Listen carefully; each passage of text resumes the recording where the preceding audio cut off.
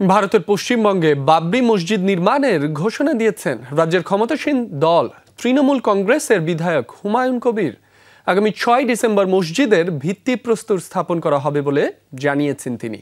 এদিনেই বাবরি মসজিদ ধ্বংসের ৩৩তম বার্ষিকী। তবে এ নিয়ে তুমুল রাজনৈতিক বিতর্ক শুরু হয়েছে দেশটিতে। ভোট ব্যাংকের রাজনীতি করতে গিয়ে তৃণমূল কংগ্রেস সাম্প্রদায়িকতা উস্কে দিচ্ছে বলে অভিযোগ করেছে বিজেপি। বিজলি কেবলসের স্কিন কোটেড ইনসুলেশন আগুন প্রতিরোধী। বিজলি কেবলস, নিরাপদ আজীবন।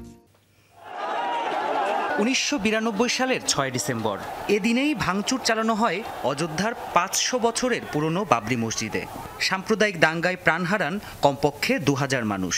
২০১৯ সালে অযোধ্যার বিতর্কিত এ জমি হিন্দু সম্প্রদায়ের বলে রায় ঘোষণা করেন ভারতের সুপ্রিম কোর্ট, যার ভিত্তিতে গেল বছর জানুয়ারিতে রাম মন্দির নির্মিত হয়। বছর ঘুরতেই আবারও আলোচনায় আসে বাবরি মসজিদের নাম।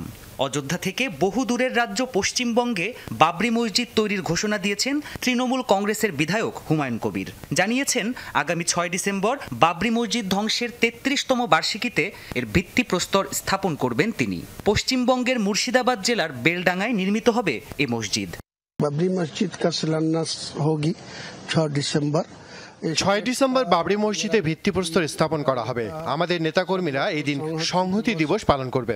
মুসলিম নেতারাও অংশ নেবেন। বেলডাঙ্গায় মসজিদটি নির্মাণ করতে ৩ বছর সময় লাগবে। বাবরি মসজিদ ৩ সাল কে লিয়ে কাম চলেগে। হুমায়ুনের এই ঘোষণার পর ভারতের রাজনৈতিক অঙ্গনে তুমুল বিতর্ক শুরু হয়। তৃণমূল কংগ্রেস ভোটের স্বার্থে পশ্চিমবঙ্গে সাম্প্রদায়িক উত্তেজনা তৈরি করছে বলে অভিযোগ করে বিজেপি।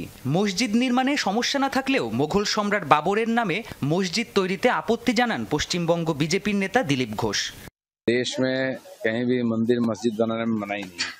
দেশে কোথাও মন্দির মসজিদ নির্মাণে মানা নেই, তবে বাবরি মসজিদ তৈরি হবে একথা বলে মসজিদ নির্মাণ দেশের স্বার্থের পরিপন্থী। কারণ এটি ঘিরে বহু বছর ধরে ব্যাপক আন্দোলন হয়েছে। বাবর ছিলেন একজন আক্রমণকারী, তাকে এদেশের মানুষ শ্রদ্ধা করে না। বাবর ইস দেশ কা না মহাপুরুষ হয় না কোই হয়। আগামী ৬ ডিসেম্বর কলকাতাতেও বড় রাজনৈতিক সমাবেশের প্রস্তুতি নিচ্ছে তৃণমূল কংগ্রেস। বাবরি মসজিদ ধ্বংসের প্রতিবাদে প্রতি বছর এ সমাবেশ আয়োজন করে থাকে দলটি। প্রাণপ্রতিম কুণ্ডু, যমুনা নিউজ।